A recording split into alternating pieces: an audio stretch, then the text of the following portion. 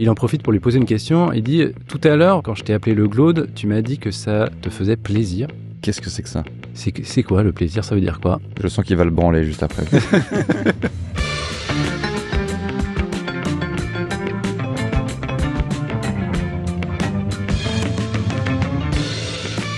Bonjour à tous, bienvenue dans ce nouvel épisode de Calmos le podcast. Je suis Hugo Alexandre et je suis ravi de retrouver comme d'habitude mon camarade David Honora. Salut David. Salut, ça va ? Ça va et toi ? J'étais étonné par ton lancement, t'as dit bienvenue dans ce podcast. Ouais, je dis pas ça d'habitude, j'ai fait une petite variante comme ça. C'est pour ça. Je suis passé en mode impro. Et aujourd'hui, on est ravi d'accueillir un nouvel invité, Aurélien Prévost. Salut Aurélien. Bonjour. Aurélien, tu es auteur, réalisateur, humoriste, vidéaste, streamer. Est-ce que j'oublie une attribution ? J'ai pas écouté, donc je pourrais pas te dire, mais je crois qu'il y en a eu beaucoup. Il y en a eu pas mal, ça devrait être bien. Tu es un homme à multiples casquettes. D'ailleurs, tu portes une magnifique casquette rigolo aujourd'hui. Ah putain, j'ai pas fait exprès. Félicite. Ah, c'est ouf. Ah oui, c'est vrai. Ah, c'est charmé. C'est dans le thème. On peut te retrouver 2 fois par semaine, notamment sur ta chaîne Twitch. 2 fois par semaine, c'est ça ? Ah, là, voilà. Non, ouais. En ce moment, c'est ça, voilà. En ce moment, tu fais notamment des reacts de stars à domicile. C'est vrai. Alors, c'est peut-être plus le cas dans 2 mois quand on publiera. Ouais, je pense que j'aurais fini les stars à domicile d'ici là. Ouais. Une autre émission des années 90. D'ici là, ça c'est ce que je fais le mercredi soir actuellement, et je pense que d'ici là, j'espère reprendre les vacances de l'amour, aka Hélène et les garçons 3. Donc il est possible que quand ça sorte, là, le mercredi soir, on se régale des aventures de toute cette bande d'étudiants parisiens qui se battent contre le crime sur une île. Et t'as un avis sans aucune justification. Sur l'arrêt des mystères de l'amour ?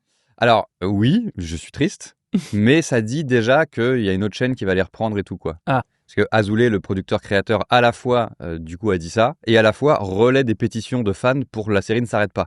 Mais tu regardais ou J'ai regardé à des moments donnés. Okay. Là, comme depuis que je réacte sur Twitch, parce que j'ai fait Hélène et les garçons 1, Hélène et les garçons 2, là je suis sur Hélène et les garçons 3, Les mystères de l'amour, c'est Hélène et les garçons 4.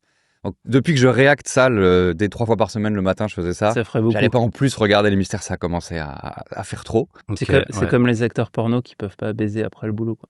Si je peux me permettre cette comparaison. Exactement, c'est exactement la même chose. C'est pareil, nous on regarde pas du tout de films en dehors des podcasts et tout. Vraiment, ça nous plaît moyennement finalement. Bah vous les regardez plus, vous les écoutez maintenant. Ouais, enfin, c'est ça. Enfin non, j'imagine que pour préparer le racontage, tu l'as regardé. J'ai dû regarder une quinzaine de fois. Ouais. D'ailleurs, je voulais te demander, est-ce que toi tu regardes beaucoup de films ? Est-ce que t'es fan de ciné Tout à fait. Et de comédie ? C'est le cas, je regarde moins ces derniers temps depuis que je stream et tout, mais je suis l'heureux possesseur d'une carte UGC MK2 depuis, je crois que je peux flex, je crois que je l'ai depuis 2001. Alors tu es cinéphile, mais tu n'as pas vu La soupe aux choux de Jean Giraud. Alors comment ça se fait ? Bah, en fait, je suis passé à côté de De Funès, tout ça, quoi, quand j'étais jeune. De Funès en général. Ouais, il y en a d'accord qu'il est dedans, hein. Oui. Je fais partie des gens qui sont complètement passés à côté et je sais qu'il est culte, quoi, mais je le constate juste quand je vois que, genre, Alexandre Astier, il dédie tout Kaamelott à Louis de Funès, tu te dis, ah, ok, quand même, d'accord, ok. Est-ce qu'il y a d'autres De Funès que tu as rattrapés depuis ? Bah, pas vraiment. Je sais juste que j'ai dû voir passer La Grande Vadrouille. Et Rabbi Jacob, quoi, un peu. Ok. Voilà, j'ai l'image de lui dans du chewing-gum, quoi. Ça, c'est. T'as vu quelques extraits, peut-être, par-là. Ouais. C'est ça. T'as des images en tête. Sur La soupe aux choux, est-ce que t'as des images en tête, d'ailleurs ? Moi, c'est la musique. Ouais, ok. C'est quoi la musique, déjà Tu veux qu'on chante la musique ? Ouais. David, t'es chaud pour faire non. Parce que là, j'ai la musique de Popcorn qui vient à la place. J'ai. Ah, c'est pas loin. Alors que c'est pas ça. Ça fait plus. Ah, voilà. Vladimir Cosma, bien évidemment. Non, on croit souvent que c'est Vladimir Cosma, c'est Raymond Lefebvre, qui a fait beaucoup de films de Louis de Funès d'ailleurs. Ok. Les gendarmes à Saint-Tropez, c'est aussi ce fameux Raymond Lefebvre. Ok. Et j'ai un rapport avec le film dans ma jeunesse qui est très très absurde, et même là j'y repensais ce matin en arrivant, je me disais mais j'invente ou pas ? Mais non, c'est que je disais que la musique me donnait envie de vomir. Toute la musique. Ok. En fait, c'est bizarre. Quand j'étais petit, je crois, pour pas que mon frère me chatouille à un moment donné, mon grand frère, je disais arrête, ça va me faire. Enfin, je crois qu'une fois j'avais vomi, je sais plus, mais c'était tout petit. Okay. Mais j'ai souvenir que dans les trucs de arrête, ça va me faire vomir, il y avait les chatouilles et la musique de La soupe aux choux. Ah, mais celle-ci en particulier. Ouais, alors que ça n'a aucun sens. Du coup, tu l'as jamais vu, donc tu sais pas si ça se trouve. Et en plus, c'est beaucoup la musique de La soupe aux choux dans La soupe aux choux. Okay. Donc peut-être que c'est mieux qu'on te le raconte plutôt que tu le vois. Mais là, quand on a commencé à le chanter, j'avoue, j'ai un petit renvoi. Mais c'est du conditionnement, je pense. Ok. David, toi, la soupe aux choux. Moi, j'ai un souvenir très très flou. Il était pas dans. J'ai eu des De Funès de l'enfance, comme La Folie des Grandeurs, la Grande Vadrouille et tout ça. Il n'était pas dans ce cercle-là. Et je l'ai vu plus tard. Et limite, j'ai un doute. Est-ce que je l'ai vu en entier? Donc, je me rappelle vraiment pas bien. Je vais comme le redécouvrir. Tous les deux découvrir ce film. Mais le titre, quand même, faisait pas envie, quoi. Parce que si on m'avait dit c'est une histoire, parce que je sais qu'il y a une histoire d'extraterrestres et de paix. Ah ouais. Ça, qui sont deux axes. C'est les deux axes pour les enfants, c'est banger, quoi. Mais l'appellation soupe et l'appellation, enfin le mot soupe et le mot chou, les deux, même l'un sans l'autre, l'un avec l'autre. Quand t'es gamin, tu te dis non, en fait, je vais plutôt aller au foot dans le jardin. Il y a de l'ovni, il y a des proutes. Et il y a du terroir. C'est le troisième élément, donc la soupe aux choux, c'est ça. Et d'ailleurs, c'est adapté d'un roman de René Fallet. Et je n'ai pas lu la soupe aux choux, mais j'ai lu Paris au mois d'août et Le Beaujolais nouveau est arrivé, je crois que c'est du même auteur ou juste tu flexes? Du même auteur. Ok, d'accord. Moi, j'ai lu Le Père Goriot. J'ai lu Balzac. Non, et donc ce gars, il a un style vraiment génial, quoi. Enfin, les deux ont été adaptés en film aussi, je crois. Ouais, Paris au mois d'août, c'est avec Aznavour. Mais il a vraiment un style un peu de terroir, justement, enfin, avec plein d'expressions, enfin, ces trucs hyper riches. Ça lâche des caisses et tout à chaque fois. Aznavour, il pète. Pas tant que ça. Mais ouais, c'est un peu, c'est à l'ancienne, quoi. C'est l'avant-dernier film de Louis de Funès. À l'époque où il écrivait lui-même ses scénarios, c'est-à-dire que c'est lui qui a expressément voulu adapter ce bouquin et qui a adapté le scénario avec son collaborateur Jean Alain. Le film s'est fait détruire par la critique. Il y a eu 3 millions d'entrées. C'est à peu près du classique pour De Funès. Ok. Donc gros succès à l'époque, quoi. Moi, j'aime bien ce film. J'adore, moi, les films de science-fiction. Les comédies françaises de science-fiction, j'adore. Ok. Donc, c'est ça. C'est une niche, quand même. Ouais, c'est une niche, il n'y en a pas tant que ça. Si vous êtes prêts, je vais démarrer sans plus attendre. Nous avons hâte. Ce film qui démarre sur un générique, sur la fameuse musique de Raymond Lefebvre au synthé. Les noms défilent en lettres lumineuses dans l'espace. Et on a un plan sur la Terre, puis un petit zoom avant et un raccord sur un paysage de campagne. Au premier plan, on voit un panneau. On est au Gourdiflot.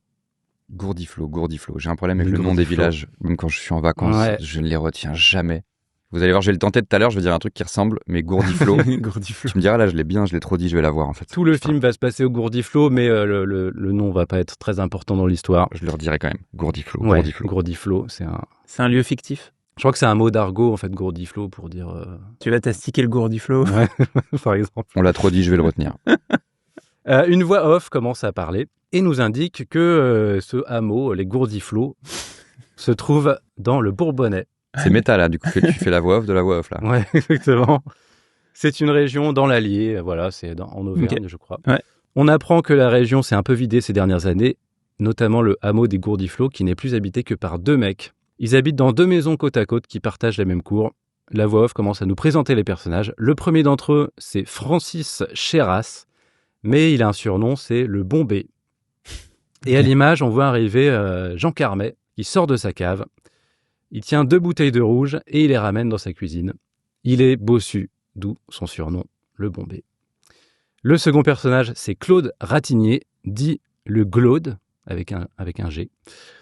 Et là, on voit De Funès qui sort de sa maison en courant. Il a un journal dans la main et il va rejoindre le Bombé chez lui. L'histoire commence, la voix off se tait. Et le Bombé... Il faut que tu arrêtes de parler, du coup. Ouais, voilà, c'est la fin de cet épisode. Merci à tous de l'avoir suivi. Donc, on a le Glaude. Le Glaude et le Bombé. Ok. Et on ne sait pas pourquoi c'est un G à la place du C, quoi. Ouais, je pense que c'est du patois local, transformer les C en G. Ça donne un peu envie de gerber. Non, ça va, moi, ça. Non, le Glaude. Un seul truc, moi, qui me donne envie de gerber. Enfin, 2, avec les chatouilles. Arrête. Stop.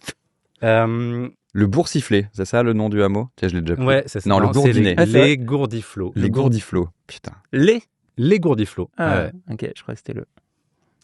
Le Bombé reçoit le Glaude dans sa cuisine et il lui sert un petit coup de rouge et il lui demande comment ça va. Le Glaude répond qu'il a du diabète et il dit c'est marqué dans le journal. Ah, il n'y a vraiment aucune actu, quoi. C'est le journal du Gourdiflet? C'est ça le nom du journal, non, c'est leur actu à eux, quoi. Du village du coin, qui s'appelle Jaligny, je crois. Bon,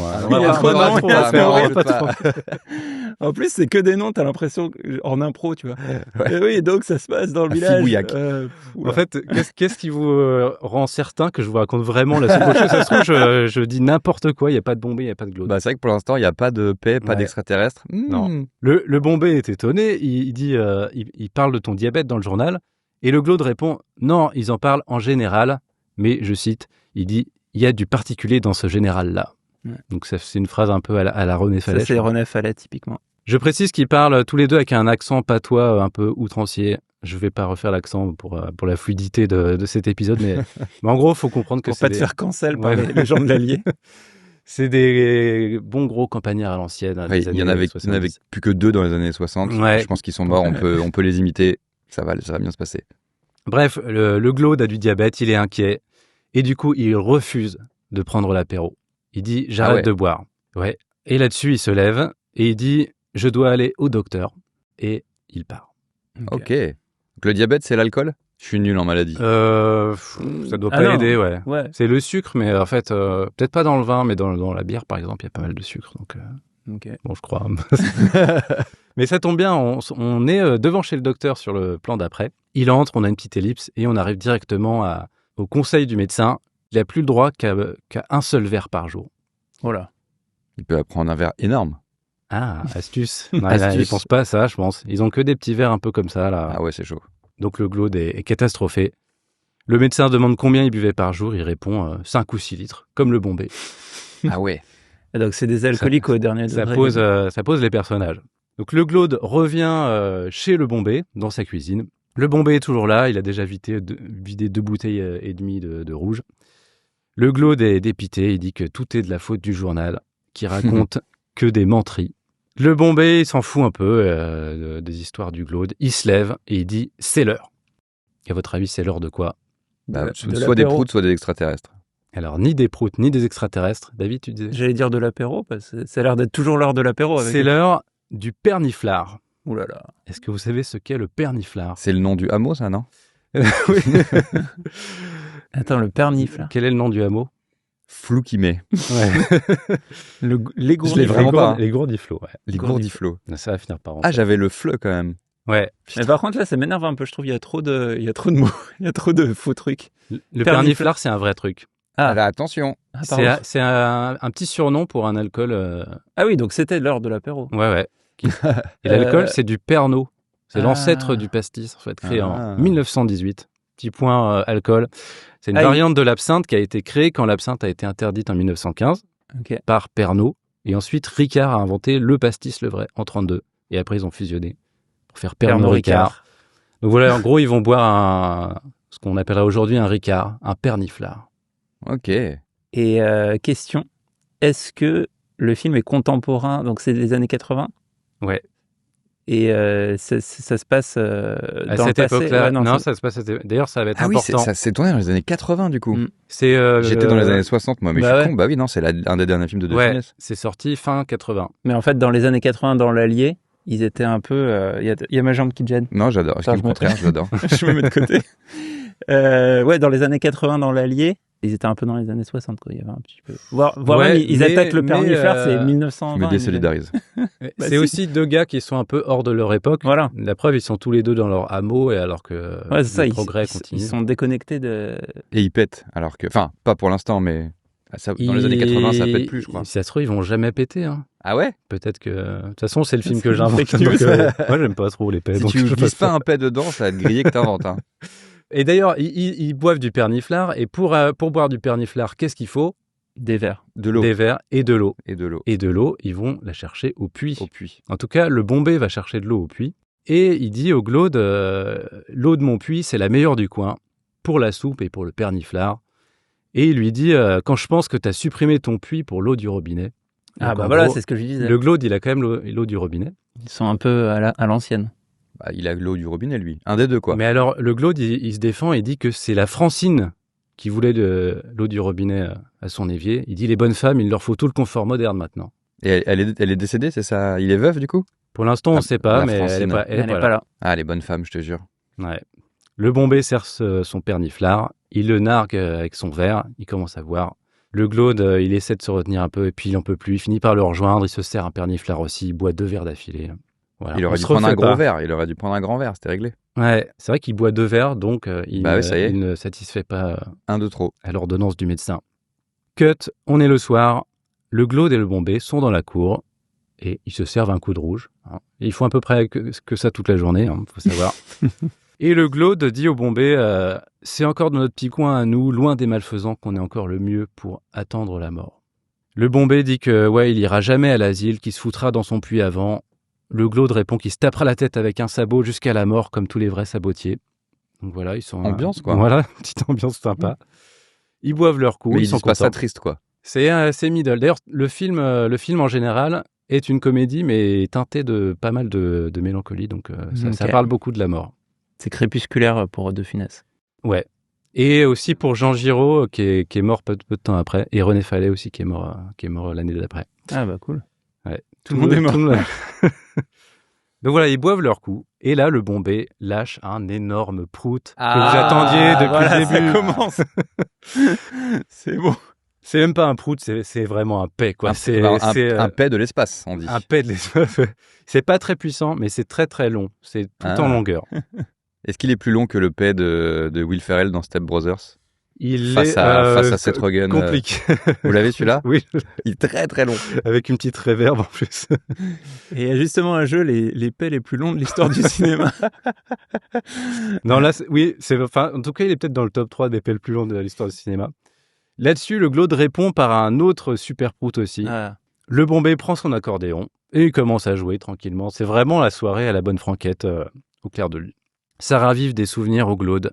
Il se souvient des bals et des fêtes de sa jeunesse. On a des petites images en surimpression. Avec lui jeune ? Il voit une meuf qui danse avec une belle robe. Donc, il a la nostalgie de cette époque et il commence à pleurer. Ok. Wow. Donc, c'est une comédie avec des pleurs. Et il dit que sa Francine lui manque. Donc, décédé. Pour le consoler, le Bombay lui dit de regarder les étoiles, regarde comme c'est beau. Et puis, il se remet à péter super fort. Après petit silence, pas mal. Et là, il y a un énorme éclair dans le ciel. Juste après le paix. Comme s'il l'avait déclenché. Ouais, incroyable. Ouais, de ouf. Donc, le Glaude remarque ça et il essaie de péter à son tour pour voir si c'est vraiment ça. Et effectivement, il y a un deuxième éclair tout de suite après. Donc, il réessaie plusieurs fois et à chaque fois, ça marche. Et donc, ils commencent à faire une sorte de danse d'épée dans la cour. Et avec incroyable. Les éclairs et tout, ça lance une énorme tempête dans le ciel. Et du coup, il commence à pleuvoir et tout. Donc, c'est l'heure d'aller se coucher. Donc, ils vont chacun de leur maison, chacun de leur chambre. Le mélange, il y a 2 secondes, il pleure sa femme, il se rappelle sa jeunesse, et ensuite il pète, ça fait des éclairs dans le ciel. Oui, il y a des changements d'émotions très très brutales dans ce film, c'est pas la dernière fois. En fait, si tu regardes vraiment premier degré, ils sont alcooliques, donc en fait c'est normal. Ce changement d'émotion et tout, c'est vrai. Et même peut-être que tout est dans leur tête. Alcoolique et sénile, peut-être que toute cette histoire, c'est une interprétation possible. En tout cas, ils vont se coucher, il y a quand même du bruit dehors, donc c'est pas facile de s'endormir. Et surtout dans la chambre du Glaude, d'un seul coup. Pourquoi il y a du bruit dehors ? L'orage, la pluie. Les peines ont lancé une tempête qui continue. De l'enfer. Ouais. Ça continue de péter. Et surtout dans la chambre du Glaude, d'un seul coup, il y a un halo de lumière éblouissant. Sa fenêtre est ouverte, en fait, il dort la fenêtre ouverte. Bleu ou pas ? Blanc. Est-ce que son chien va devenir Alain Chabat ? Non, pas. Ok. Si c'est bleu, le chien devient Alain Chabat. Si c'est blanc, non. Il va pas se transformer en chien ou ni en. Là, c'est un autre scénario. Il se lève en panique, il regarde à la fenêtre et il voit une soucoupe volante en train d'atterrir dans son champ. Le Glaude est sans voix, il a les yeux exorbités. Il regarde la soucoupe atterrir et de cette soucoupe descend un extraterrestre incarné par Jacques Villeray dans un costume tout jaune avec des petites excroissances rouges à plusieurs endroits. Donc un costume vraiment cheap, clairement du vieux plastique. Mais bon, ça fait la blague. L'extraterrestre se dirige lentement vers la maison. Il arrive à la porte. Le Glaude est paniqué, il prend un fusil. Il va à la porte à son tour et il décide d'ouvrir à l'extraterrestre. Et là, l'extraterrestre parle. Et qu'est-ce qu'il lui dit, à votre avis ? Moi, je crois que je sais. Il dit des phrases et tout ? Il fait pas blablabla ? Oui, voilà, il fait. Ah oui, ouais, c'est ça. Il fait ça. Il fait un bruit de dindon qu'on va pas vous faire, parce que c'est pas le principe du podcast, c'est pas de refaire ce qu'on voit dans le film. C'est dommage. Parce que j'avoue, la farandole de paix, j'aurais bien aimé, mais j'ai pas osé demander. On n'aura pas non plus, quoi. On verra tu pas veux que je fasse le paix du Bombay. J'avoue que là, il y a des trucs, des fois, quand on se dit déjà très chaud j'aimerais bien le voir, tu vois, ça donne un peu envie de te dire. Les trucs qui sont frustrants de ne pas voir, c'est vrai que tu te donnes un peu, quoi. Mais du coup, tu as des éléments un peu de making-of sur les paix, sur comment. C'était pas des vrais paix, je pense. Oui. Par contre, je sais que Carmel est connu pour péter beaucoup sur les tournages. J'ai cru que tu avais dit caramel. Je croyais qu'on partait sur une anecdote des mails. Caramel. Non, Jean Carmel, il était connu pour péter sur les tournages. Okay. Peut-être qu'il en a lâché ça vient de là. Oui, ça se trouve, ils ont envoyé une bande-son de paix et il en a profité pour... J'ai un vieux souvenir d'enfance et je sais plus si c'était chez Michel Drucker ou un truc comme ça. Ils avaient invité un pétomane. C'était pas les nuls, parce que les nuls, ils avaient un truc avec ça. Ouais, peut-être. Et je crois que c'était un Italien. Ah oui, mais c'est de la farine sur son cul, et du coup, ça... Oui, je confonds, ouais. Non, les nuls, il y avait un perso qui faisait ça, c'était Bruno Carrette, qui faisait Misou, pétomane et tout. Mais aussi, effectivement, je crois que c'était plus de cônes sur Nulle part ailleurs, qui venait venir un gars, qui était dans un espèce de collant, là, et qui se mettait en position, et qui mettait du... On a tous les trois vu la même image. Il était culte à l'époque. Ça m'a un peu traumatisé. Et il faisait des blind tests de paix. Incroyable comme jeu. Et Decaune était mort de rire. Je crois que c'est très Antoine Decaune. C'est vrai que c'est pas très Michel Drucker. Oui, non, tu me le dis. Michel Drucker, il faisait des blind tests de paix. Je pense pas. Effectivement, peu de chance. Après Sylvain Mirouf. Bon, je vous rappelle que c'est la panique au village parce qu'il y a un extraterrestre devant chez le Glaude. Un extraterrestre déguisé en Jacques Villeray en plus. Ouais, donc il a fait un bruit de dindon et le Glaude lui répond, il lui dit bon bah allez, entre. En fait, il est très très accueillant. Cette phrase d'approche l'a convaincu visiblement. Pendant ce temps, le Bombay a découvert aussi qu'il y avait une soucoupe volante. Lui, il est paniqué, il sort de chez lui en catastrophe et il hurle au Glaude il y a une soucoupe, il y a une soucoupe. L'extraterrestre sort de la maison et il actionne une sorte d'arme qu'il a dans la main. Il vise le Bombay et le Bombay s'immobilise. Il est complètement figé sur une seule jambe au milieu de la cour. Le Glaude panique, il pense que l'extraterrestre a tué son pote, mais il se rapproche et il se rend compte qu'il est en train de ronfler. Donc en fait, il est juste en train de dormir. Voilà, sur une jambe. Ça va. Donc le Glaude est rassuré. C'est trop bien ça comme instrument. Pour les gens qui galèrent à dormir, c'est pas mal. Un rayon paralysant, ouais. Et en plus, ça te paralyse. C'est-à-dire, tu dors genre en courant, quoi. Ouais. Mais de figé. Pratique. Ils ont beaucoup de technologies intéressantes sur cette planète. Je vous en dirai un peu plus plus tard. Ok. Donc le Glaude, il est rassuré. De manière générale, il n'est pas très impressionné par ce qui arrive, voilà. D'ailleurs, vous avez déjà vu des ovnis Non. Vous croyez aux extraterrestres? Pas trop. Enfin, moi, j'ai du mal à me projeter. Le simple fait qu'il y ait l'espace et tout, là, c'est trop abstrait pour moi. Après, je sais qu'il y a des gars qui disent des extraterrestres, techniquement, s'il y en avait, ils seraient méga super loin. Donc en vrai, ils peuvent pas vraiment arriver sur Terre. J'ai déjà entendu des gars dire ça, genre Alexandre Astier, je pense, dans de l'exoconférence, vu que je m'en branle de tout ça, à part si c'est Alexandre Astier qui raconte. Donc je pense que c'est forcément lui qui m'a dit ça. Et j'ai dit, ah ok. Donc j'ai dit, bon, bah a priori, il y en a pas, quoi. Moi, j'y crois plutôt, mais je les imagine pas comme Jacques Villeray, quoi. Bah, ils ont une technologie de ouf. Donc eux, ils se sont mis à part Jacques Villeray pour nous rassurer, je pense. C'est de la technologie, ça. Oui, parce qu'en fait, c'est ça, c'est que des extraterrestres qu'on est susceptible de rencontrer, il faut qu'ils aient une technologie de ouf pour venir jusqu'à nous. Voilà, parce que sinon, il faudrait que ce soit nous qui ayons une technologie de ouf pour aller jusqu'aux extraterrestres. C'est ça.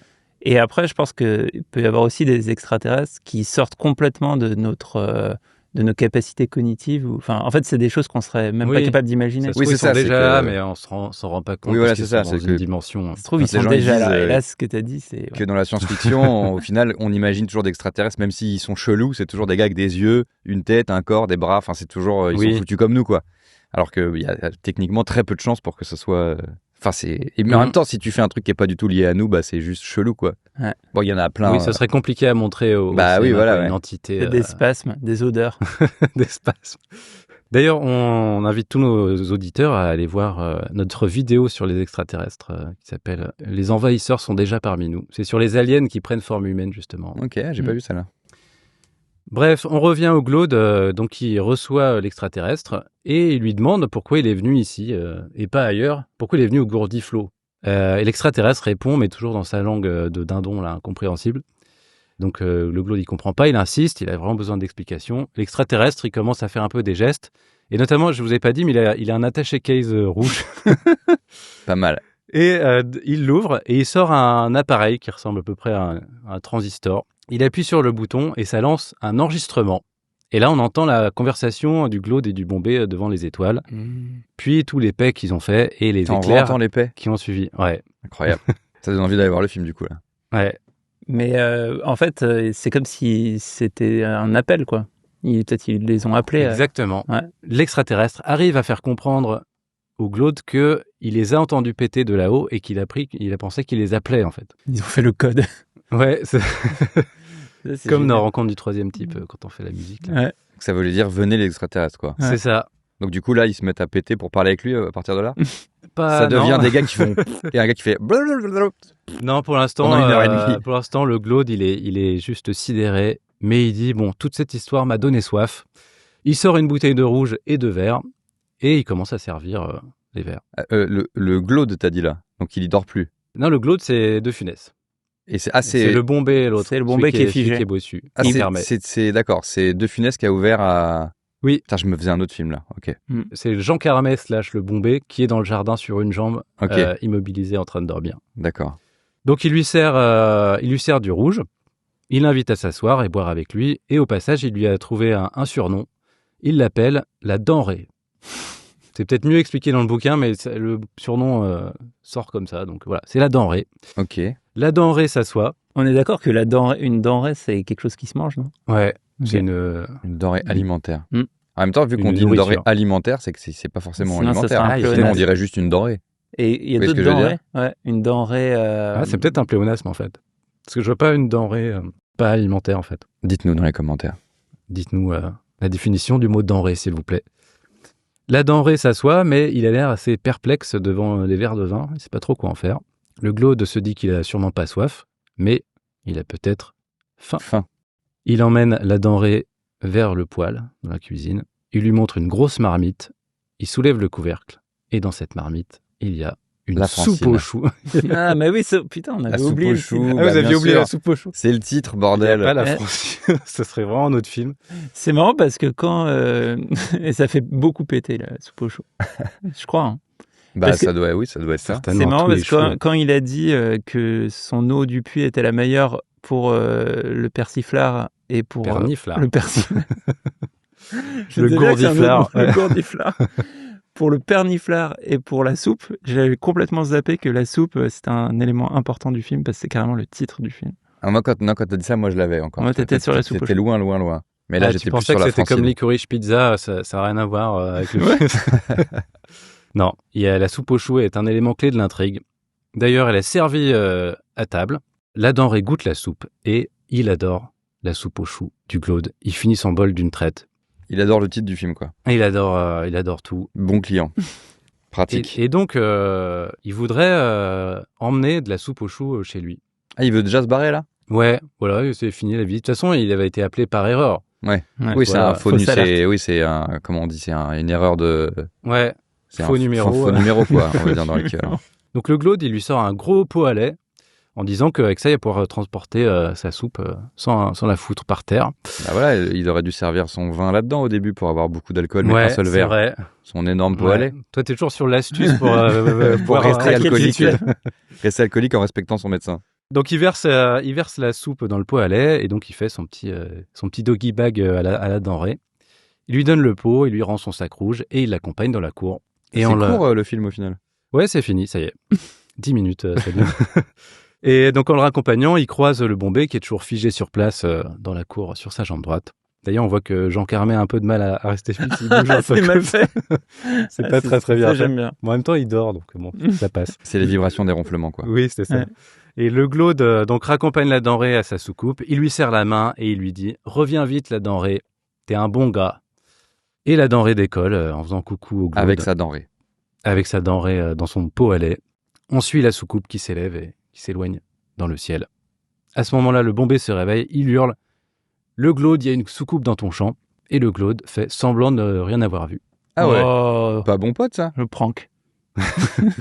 il dit flemme de cette scène de cinéma où un gars dit mais si, mais non, mais si. On va trop vu, c'est chiant. Épargnons le spectateur. Ils ont des secrets l'un pour l'autre, visiblement. Il dit ça n'existe pas, les soucoupes. Elle est où ta soucoupe? T'as sûrement fait un cauchemar. C'est sûrement à cause du pied de cochon que t'as mangé au dîner. Le Bombay, il en démord pas. Il est persuadé d'avoir vu une soucoupe. Et il a raison.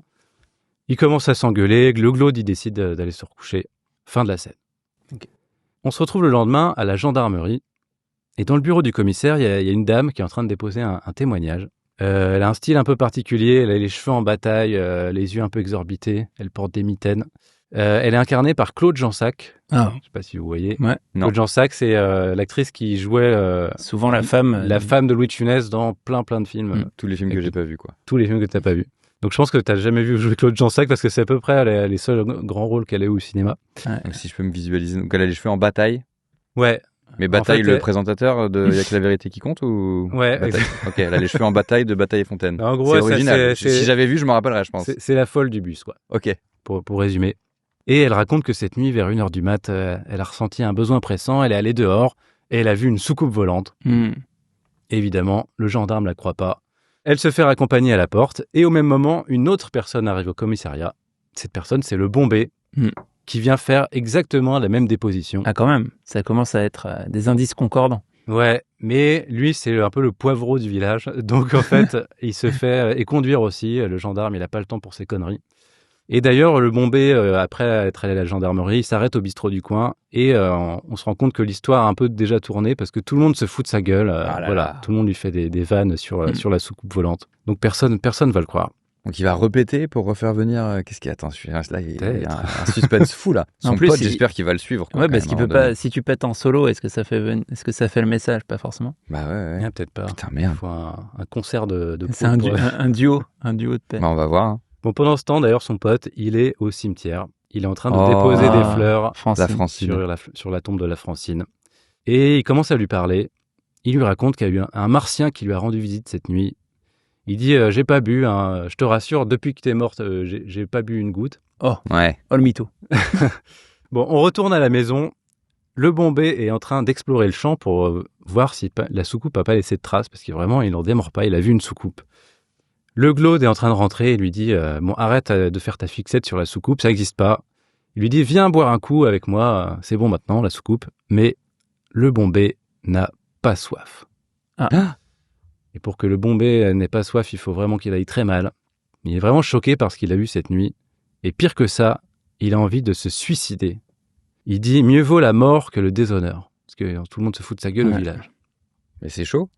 Donc là, quand même, De Funès, il va finir par... Non. Quoi? Mais non. Il est là, on comprend un peu pourquoi il lui dit pas que c'est vrai et tout. En fait, il le prend pas au sérieux non plus de ses envies de suicide, quoi. Il dit c'est le Bombay, il est comme ça. Mais on comprend pas pourquoi il lui dit pas c'est vrai, il y avait un extraterrestre. C'est pas sympa parce qu'en plus c'est vrai qu'ils étaient ils sont deux à avoir pété, quoi. Bah ouais. Il s'est accaparé les pets de son pote là. Ouais. Ça se fait pas de faire ça.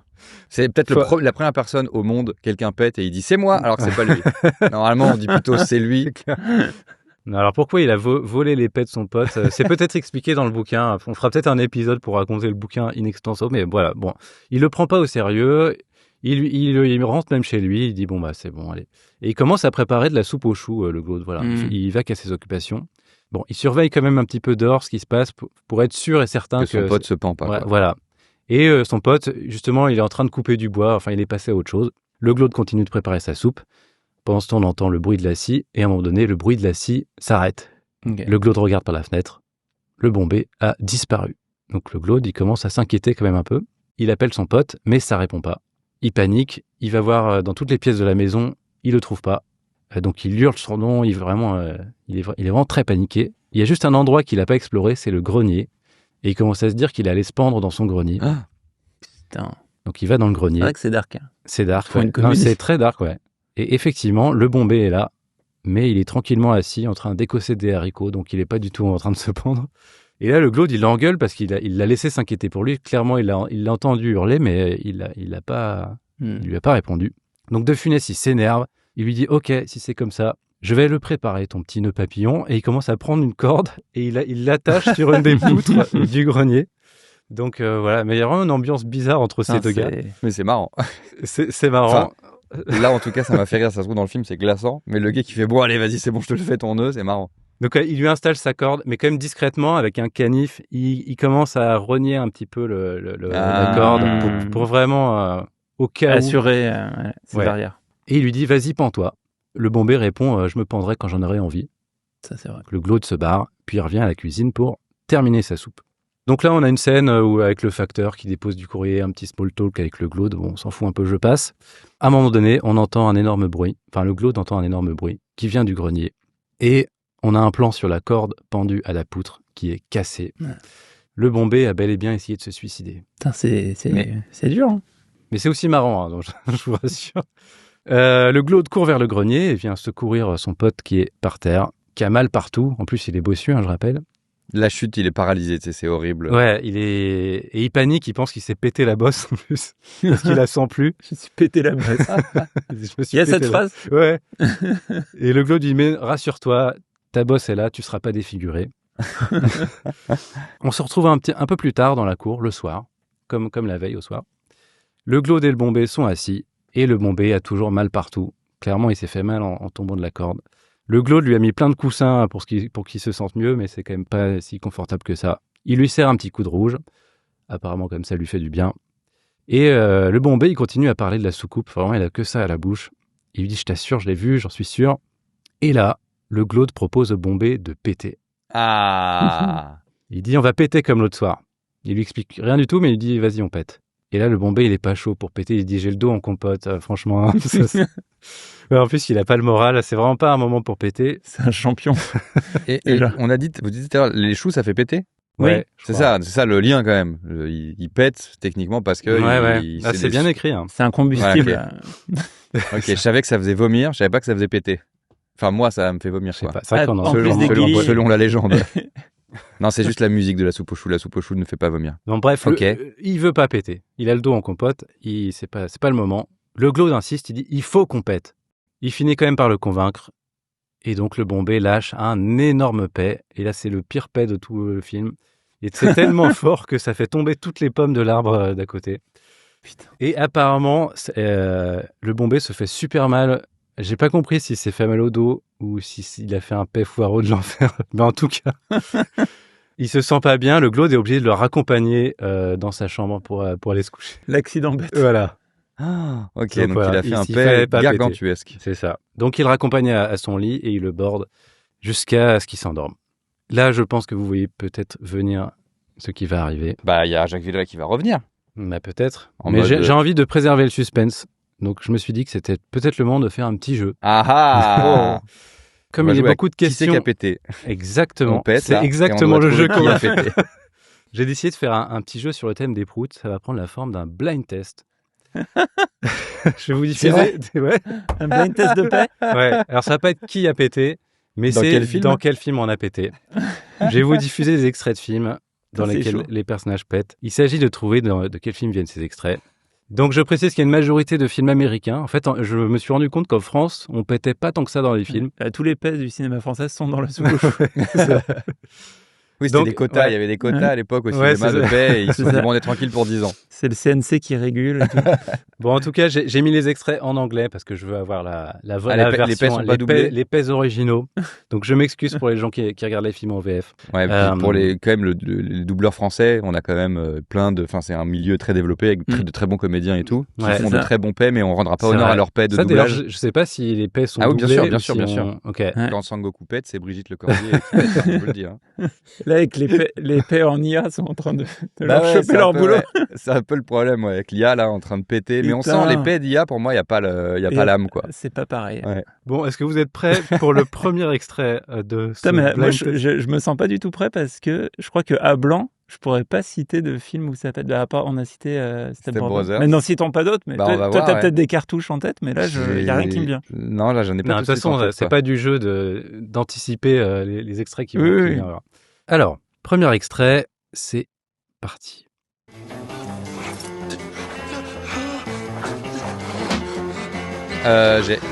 C'est Dumb and Dumber. Non. C'est pas Dumb and Dumber. Ah oui, parce on a l'impression qu'il est dans l'urgence quand il va chier. Et en plus, il y a de la musique de fête. Il y a de l'urgence, C'est de la musique, c'est de la musique extra-digétique. C'est pas dans le film. D'accord. Okay. On reprend. Oh no. It's gonna be fun. You know, it's just gonna be some crappy band and stupid decorations. Okay, you're just saying that because prom's a week away and you don't have a date. No. Super bad. Non. Finch is going Plus vieux. stag and American Pie. so am I. Ouais, c'est American Pie, bien joué. Stifler's mom. Ouais, ça va démarrer là, je crois. Ouais. Joni, was that you? Il y a la vibe prom et tout machin. Ouais, c'est et ça. j'ai reconnu Ça la voix paraît de Jason Biggs, c'est ça? C'est pas Jason Biggs, c'est un autre. Ah bah c'est pas le gars, pas Pause Caca, je sais pas quoi, moi je me rappelle plus. Si, c'est lui. En fait, attends, j'arrête cette histoire. On peut parler sérieusement sans qu'il y ait un gars qui chie En fait, derrière. c'est un mec qui ne veut pas chier au lycée. Oui, c'est ça, c'est Et en fait, il lui en met du caca, laxatif et tout. Ah oui, putain. On enchaîne sur le deuxième extrait? Ouais. Deuxième extrait. 1-0, je rappelle. Ah, bravo. How do you feel, Mr. Cunningham? I feel extreme relaxation. Ah, c'est dans le jacuzzi? Ouais.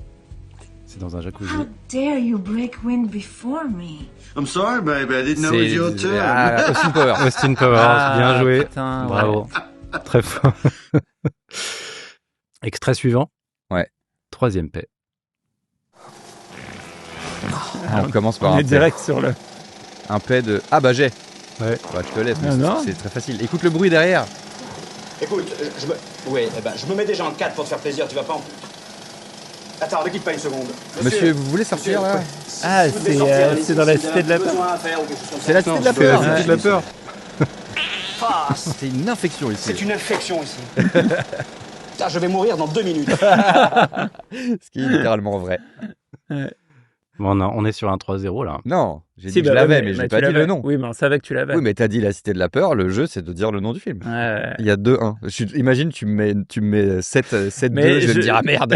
Moi, je le sens pas du tout là. Je sais pas pourquoi. Je suis pas dans mon élément. Alors, on enchaîne avec un paix pas sonore. C'est je vous mets l'extrait. Uh-oh, fart.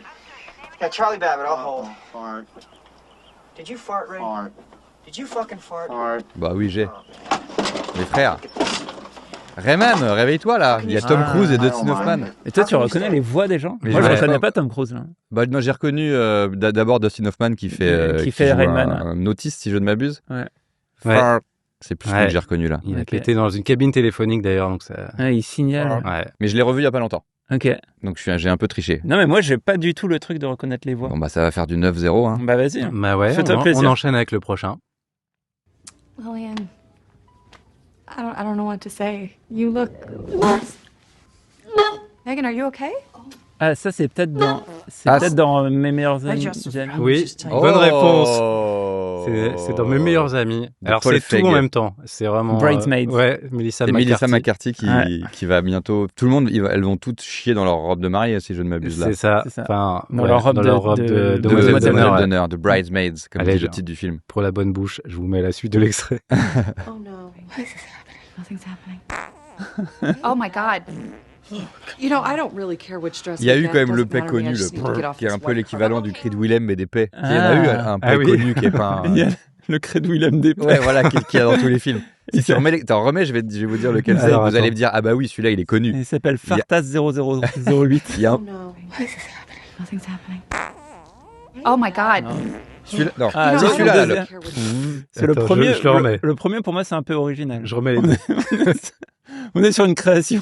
C'est pas de l'IA, ça. Oh my God. Celui-là. Il est connu, lui. Putain, mais toi, tu reconnais les voix, tu reconnais les paix. Ce blind test est fait pour toi.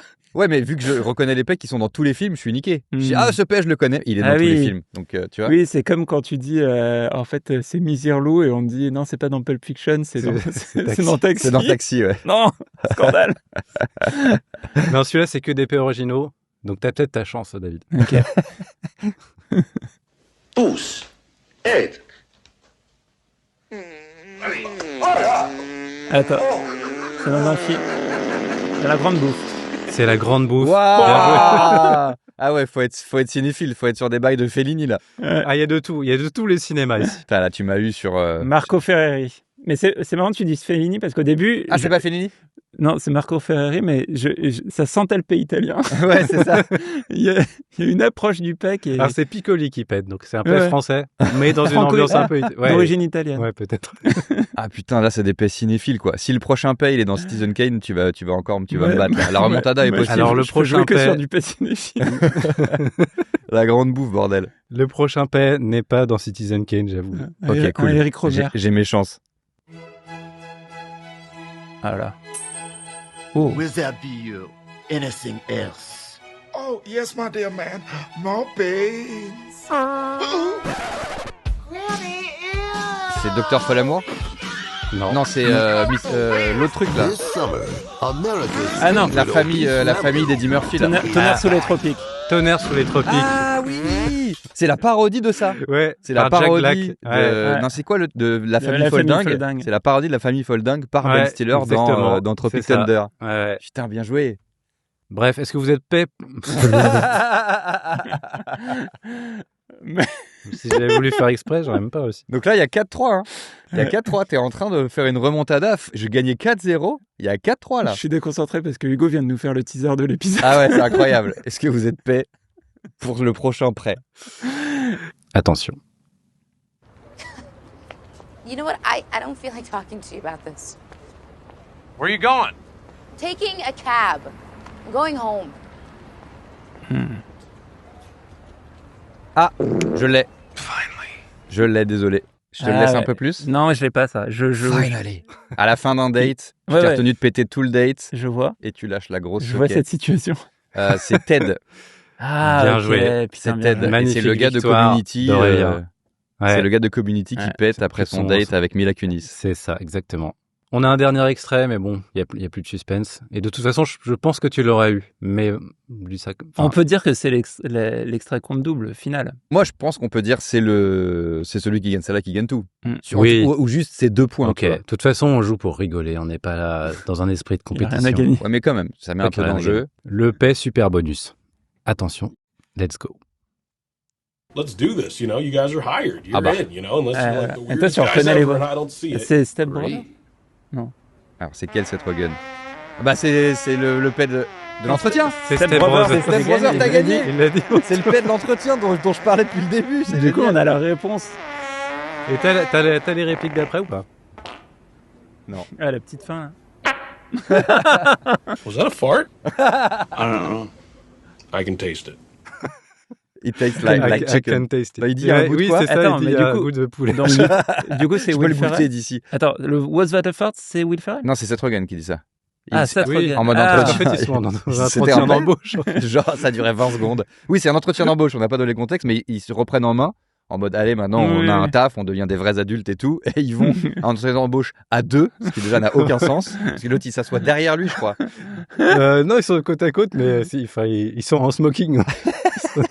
Ils jouent aux adultes, quoi. Et en plus, Seth Rogen, il dit de toute façon, vous êtes engagés, sauf si je me rends compte que vous êtes des cinglés. Il pète pendant 20 secondes. Voilà le phare. On va retourner au film, du coup, parce que après cette petite parenthèse, on avait oublié qu'on avait un suspense. Donc, le Glaude et le Bombay ont répété. Le Glaude a raccompagné le Bombay à son lit. Il est maintenant en train de dormir. Et le Glaude, lui, il est en train de zoner dans son jardin. Voilà, il termine la soirée. Et dans le ciel, il voit apparaître une lueur qui se rapproche petit à petit. C'est bien la denrée dans sa soucoupe volante. Yes. Il se pose dans le champ comme la dernière fois. Il a son pot à lait vide dans la main. Il monte comme ça. Toujours apparence Jacques Villeray ? C'est toujours Jacques Villeray. Il vient pas toujours dans le même costume. On découvre pas qu'ils sont fans du dîner de con, quoi. Dans l'espace. Qu'ils ont les films en avance. Il est venu tout seul. Okay. Il est toujours en jaune et rouge. Il vient pour le refill, en fait. Il vient recharger son pot de soupe au chou. Peut-être, ouais. En tout cas, le Glaude, il est fou de joie de retrouver son nouveau pote. Cette fois-ci, il l'invite à se garer dans la grange pour rester discret. Bah ouais, scred. Ouais. Et puis, il l'emmène dans la cuisine et il lui dit « Ça fait des nuits et des nuits que j'attends que tu reviennes me faire la conversation avec tes bruits de dindon. » Il est fan, quoi. Il est fan et il lui a manqué, quoi. Et là, la denrée répond « Je suis là, monsieur Ratignier, dans un français impeccable. » Oh, il a bossé. Il lui demande comment il a appris leur langage. Et effectivement, il a appris en écoutant les terriens parler. Depuis qu'il est venu, il a écouté tous les sons des terriens. Des Français. Et même de ceux de ce terroir-là, parce qu'il a un petit accent aussi. Ah, il a le patois. Il a pris le patois. Donc il connaît parfaitement l'accent du hameau de Verniflet. Gourbiflot. Maintenant que la denrée parle, c'est l'occasion d'en apprendre un peu plus sur lui. Il vient de la planète Oxo. Il a 70 ans. Exactement comme le Glaude. Donc le Glaude est super étonné parce qu'il a plutôt l'air d'avoir 30 ans. C'est l'âge de Villeray. Il n'a pas de diabète, ça concerne. Ouais. La denrée lui répond que sur Oxo, les gens ne changent pas d'apparence. Il dit ça sert à rien de changer d'apparence. Et le Glaude lui dit effectivement, mais chez nous, on ne demande pas trop notre avis, quoi. Il est quand même en Jacques Villeray, donc ça veut dire qu'ils sont tous en. Ils naissent comme ça avec la tête de Jacques Villeray. C'est pas un changement d'apparence pour se faire bien voir des gars de hockey. C'est ça. Il lui propose de boire un canon pour se rasséréner après ce long voyage. Et encore une fois, l'alcool, ça le tente pas. Il dit non merci. Le Glaude lui dit qu'ils ne doivent pas beaucoup rigoler chez eux. Et la denrée répond qu'il ne rigole jamais. La denrée en vient à l'objet de sa visite. Il a besoin d'une nouvelle dose de soupe, comme vous le pressentiez. Il dit « Je suis en mission ». Donc le Glaude lui remplit le pot à lait, il lui fait regoûter. La denrée lui dit « Elle est de mieux en mieux, le Glaude ». Et là, le Glaude est touché parce qu'il l'appelle par son surnom. Il lui dit « Ça me fait plaisir ». Il lui demande comment ils ont trouvé la soupe là-haut. Et la denrée lui répond qu'elle a été jugée dangereuse. Alors là, le Glaude, il est un peu offensé, il commence à s'énerver. Mais la denrée précise, il dit, c'est parce qu'elle est bonne qu'elle est dangereuse. Et il s'explique. Sur Oxo, ils sont 10 000 en tout. Il y a 10 000 habitants, ni plus ni moins, et ils vivent tous jusqu'à 200 ans. Il n'y a pas de vie animale ni de vie végétale, ils se nourrissent que d'extraits minéraux. Des cailloux, en gros. Il dit qu'ils forment une société parfaite, donc ils veulent s'assurer que la soupe du Glaude ne présente aucun signe de décadence ou de ramollissement des énergies. Donc voilà, il faut qu'il fasse un peu des tests. Mais pas si elle fait péter ou pas, quoi. Ça, apparemment. Non, alors ça, il n'en est pas question. C'est vrai que ça pourrait arriver dans un deuxième temps. Dans un deuxième film, ils font la suite bientôt. Ouais, malheureusement, ça n'existe pas, mais peut-être faut qu'on l'écrive. Avec Gilles Lelouch. Avec Gilles Lelouch. En extraterrestre ou en mec qui pète? Je sais pas. C'est juste, il sera dedans, quoi. Tu veux que le film se fasse, donc faut qu'il y ait Gilles Lelouch dedans, c'est un atout. En tout cas, le Glaude comprend pas pourquoi ils veulent de sa soupe, en fait. Si leur société est bien comme ça. La denrée lui dit que sur Oxo, on ne parle plus que de sa soupe. Je suis désolé, il faut que ça sorte depuis tout à l'heure, j'en peux plus. Oxo Puccino. Ouais. Faut que je le dise, quoi. Comme ça, c'est bon, c'est sorti. Avec ton accroche, je suis désolé, il faut que ça sorte, j'ai eu un peu peur de ce qui allait se passer. Donc voilà, pendant la discussion, la denrée déambule un peu dans la cuisine et il tombe sur une photo. C'est la photo d'une jeune femme. Il demande qui c'est. Glaude répond que c'est la Francine, le jour de leur noces. Et il dit que parfois dans la vie, on voit un ch'ti bout de paradis. Et ça lui est arrivé avec la Francine. Mais il dit qu'elle est morte il y a 10 ans, à l'âge de 60 ans. Donc il est un petit peu triste. Il va chercher un truc dans son placard, c'est une sorte de petite boîte, dans laquelle il a mis une mèche de Francine. Il a récupéré juste avant qu'elle soit enterrée. Donc la denrée découvre ça, et il en profite pour lui poser une question. Il dit, tout à l'heure, quand je t'ai appelé le Glaude, tu m'as dit que ça te faisait plaisir. Qu'est-ce que c'est que ça? C'est quoi le plaisir? Ça veut dire quoi? Je sens qu'il va le branler juste après. J'allais te demander si un extraterrestre te pose la question, tu ferais quoi? C'est quoi le plaisir? Je le branle. Je vais te montrer. Comment vous définiriez le plaisir à des extraterrestres?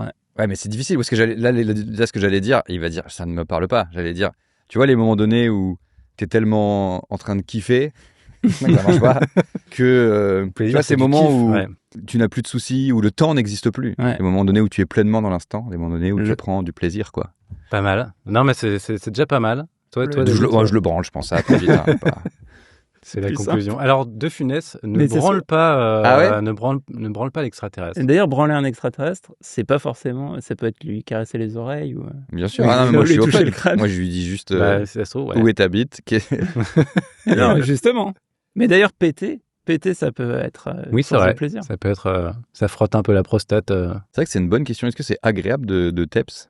Si, ça soulage. Dites-nous dans les commentaires. Mais c'est pour ça que, quand même, pour revenir au plaisir, je dirais les mots-clés dilatation et laisser aller. Ah oui, d'accord, ok. Le côté, comme ça. Les bruits en plus et tout, c'était déjà suffisamment gênant. Donc, qu'est-ce que le plaisir? De Funès, il fait une sorte de mime et il dit le plaisir, c'est le plaisir, quoi. C'est comme la soupe, comme le pinard, tagada de son temps. Il fait des mimes à la De Funès, je vais pas les faire. Mais en gros, il en chie aussi pour expliquer le plaisir. Ouais. La denrée pose la question, est-ce que ça vous ferait plaisir, par exemple, de revoir la Francine? Et là, le Glaude, il s'énerve, il dit « C'est pas bien de rigoler avec ces choses-là, il faut respecter les morts. » La denrée s'excuse, il change de sujet, il récupère son pot de soupe et il dit « Je voudrais bien vous payer pour la soupe. » Et là encore, le Glaude est offensé parce qu'il veut pas qu'on parle d'argent avec lui. Et là, la denrée bute sur le mot argent. Il comprend pas ce que ça veut dire. Ouais. Et là, le Glaude, il sort une autre boîte de son placard. Et dans la boîte, il a une pièce en or. Et il dit c'est un louis d'or qui lui vient de son parrain. La denrée lui demande s'il peut lui prêter sa pièce. Bon, évidemment, le Glaude, il est OK pour tout, donc il lui prête sa pièce, tranquille. Il s'en va. Il promet qu'il revient bientôt, notamment pour lui rendre sa pièce d'or. Et le Glaude va se coucher satisfait. Fin de la deuxième visite de la denrée. Les louis d'or. Moi, je me rappelle, petit, c'était un fantasme. Je sais pas si aujourd'hui, pour les petits, c'est toujours un truc. Mais moi, quand j'étais petit, il y avait ce côté, genre, un louis d'or, c'était genre la richesse, quoi. Ouais, l'or, la pièce en or, c'est un côté... Même le côté louis d'or, quoi. Mais je sais pas d'où ça venait. Ça vous parle un peu, ce concept de louis d'or? Ouais. C'est le côté royal aussi. Et je vais même ajouter que quand il réfléchissait au nom de l'euro et que ça a failli s'appeler l'écu, je kiffais le côté écu, en mode, ça faisait un peu louis d'or, quoi. Ça faisait un peu la vraie... Moi, ça me fascinait petit. Mais j'avais la fascination Picsou aussi. Le coffre de pièces et tout, je trouvais ça fou, tu voulais te baigner dans les...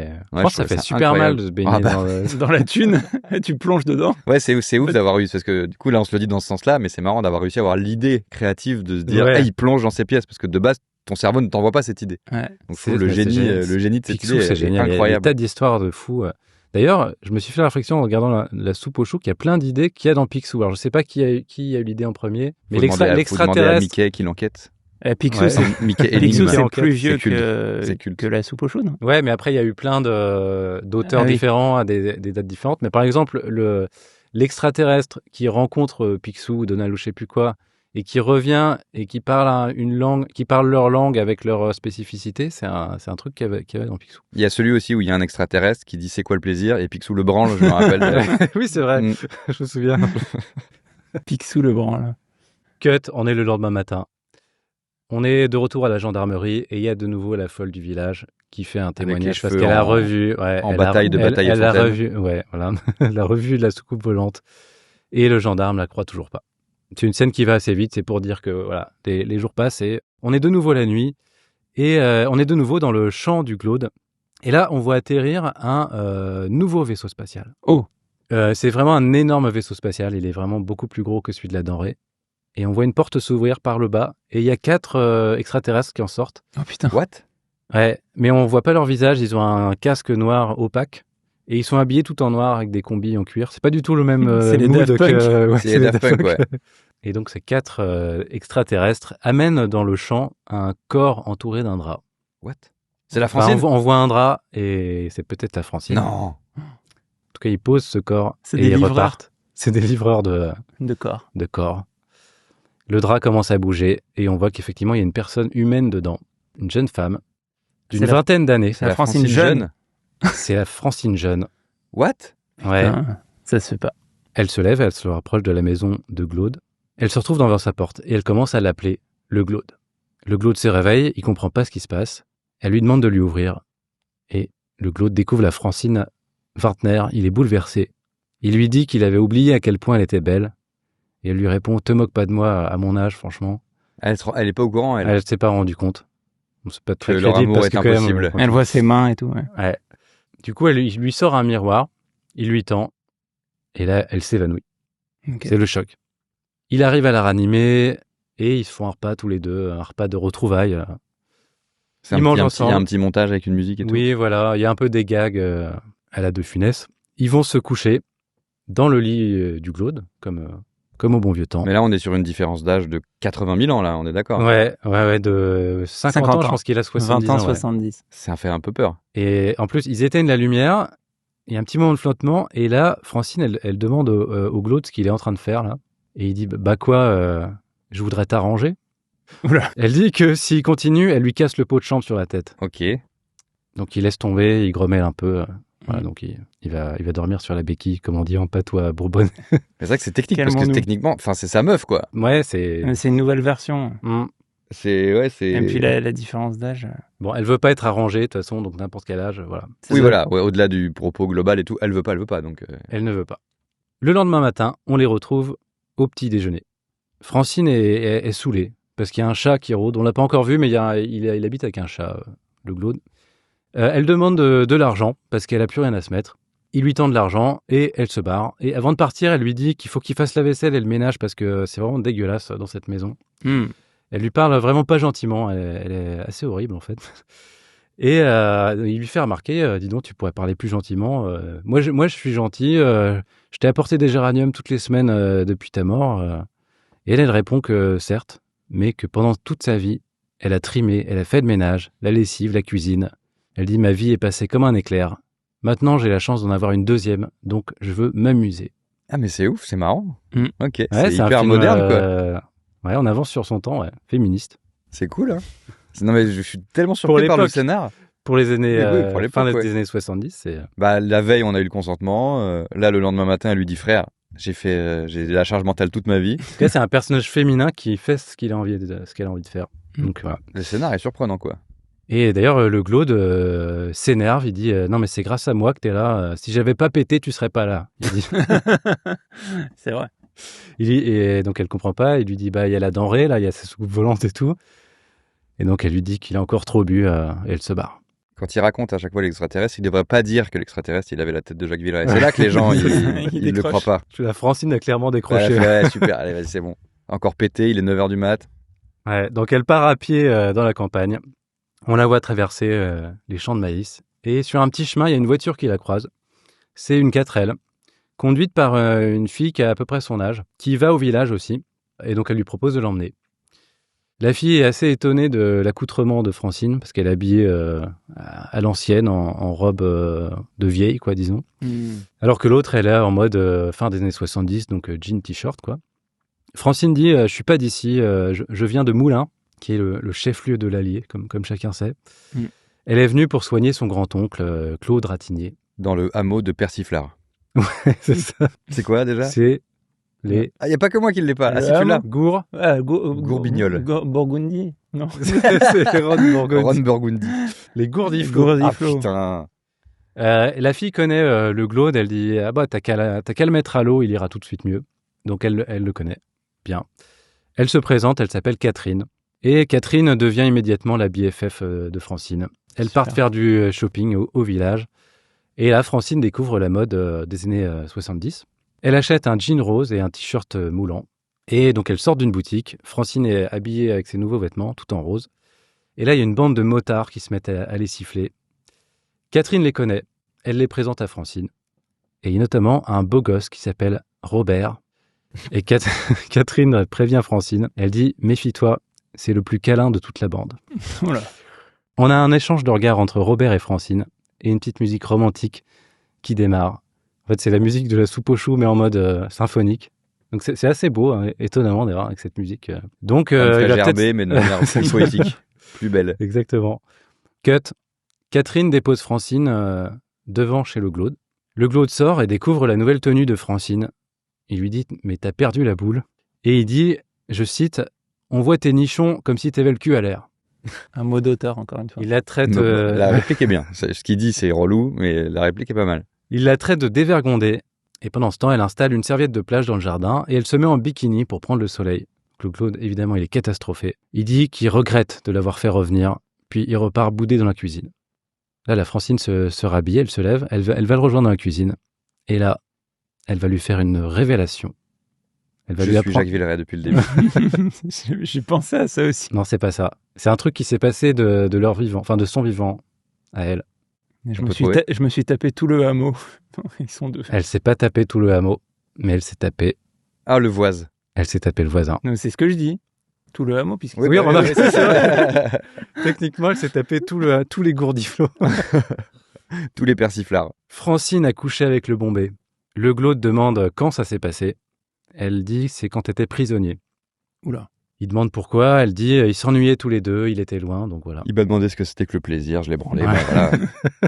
J'ai caressé sa bosse. Bien Prévost. La branlette. Ça devient mon truc, quoi. Il n'y a pas que moi qui... C'est écrit sur la miniature. Vous connaissez pas ? Testez, hein, vous allez kiffer. Hein. Aurélien Prévost, branleur. Le Glaude est furieux. Francine, elle s'adoucit un peu quand même, elle s'excuse. Mais il veut rien savoir. Elle dit, c'était il y a 40 ans, donc bon, quand même, il y a prescription. il lui dit 40 ans ou pas, je suis cocu. Et elle dit qu'on n'est plus cocu 40 ans après. Et quand t'es revenu, c'était fini. Et je t'ai aimé comme avant. Là, on entend un coup de klaxon. C'est Catherine qui est revenue. La pote. Francine demande si elle peut y aller. Bah, le Glaude la laisse aller. De toute façon, elle fait ce qu'elle veut. Et il dit, de toute façon, je suis plus ton mari. Je suis pas ton père, je suis pas ton grand-père. Voilà. Donc Francine se barre. Et là, le Glaude monte à l'étage. Et il revient avec une carabine. Oh là là. Il sort des cartouches dans une boîte à biscuits. Il défonce la porte de la chambre du Bombay qui est en train de prendre son petit-déj au lit. Et il braque son arme. Et il lui dit « Je suis cocu ». Le Bombay finit par avouer. Il dit « J'ai arrangé la Francine pendant que t'étais point là ». Il dit aussi « On s'ennuyait tous les deux. Je coupais son bois, elle m'apportait de la soupe. » Et voilà, ça s'est fait comme ça, quoi. Là, le Bombay en peut plus de s'expliquer. Il se lève et il lui dit « Vas-y, fusille-moi. De toute façon, c'est ça où je me pends. » Parce que... Rappelons qu'il voulait... Il attend que ça, ouais. Et là, changement d'émotion brutale du Glaude, il dit, bon, ouais, c'est pas grave, on n'est pas cocu 40 ans après. Et il lui propose de boire un canon. Donc voilà, il a réfléchi pendant la scène. Et pendant qu'ils boivent un canon, le Bombay lui avoue un truc, il dit, j'ai jamais eu qu'une seule femme. Et c'était la tienne. Ah ouais? Ouais. Ah ouais, mais le scénar est tellement surprenant, quoi. Ok. Bah, la campagne, quand t'es vraiment isolé comme ça, je sais pas, c'est peut-être pas évident. Bah, c'est pour ça qu'ils font L'amour est dans les prés, quoi. C'est parce que c'est galère. Ouais, enfin, c'est juste dans le pré. Il y a un seul pré. Ah ouais? C'est L'amour est dans le pré, ouais. Okay. Attention, je suis très grand fan. Non, et en plus, c'est peut-être aussi pour ça qu'ils se sont peut-être un peu branlés au fil des années, tous les deux. En vrai, c'est pas dit, mais franchement. Voilà, c'est ça. Quand il dit j'ai connu qu'une seule fois, j'ai connu qu'une seule femme, mais j'ai pas connu qu'une seule fois le plaisir. Exactement. On retrouve Francine la nuit. Et Francine est avec quelqu'un. C'est Robert, qui a son bras autour de son épaule. Il l'emmène à sa moto, ils s'embrassent, puis ils montent tous les deux sur la moto. Et Robert, il sait pas que c'est Jacques Villeray à ce moment-là, qui est déguisé en meuf. Il l'apprendra à la fin, le pauvre. Il y a une petite ellipse, on est le lendemain matin, et Robert ramène Francine chez le Glaude. Elle vient voir le Glaude et elle lui dit qu'elle s'en va. Elle est venue lui dire au revoir. Elle part à Paris avec Robert. Qui s'avérait être Robert Badinter, c'est ça? Ouais, c'est Robert Badinter qui joue... Big up Robert. Et qui monte faire carrière à Paris. La Francine part à Paris avec Robert pour trouver du travail. Pour abolir la peine de mort. Et aussi, ouais, c'était avant, en plus. C'était juste avant, 81. Ok. Le Glaude est super triste, mais on sent qu'il savait que ça allait arriver.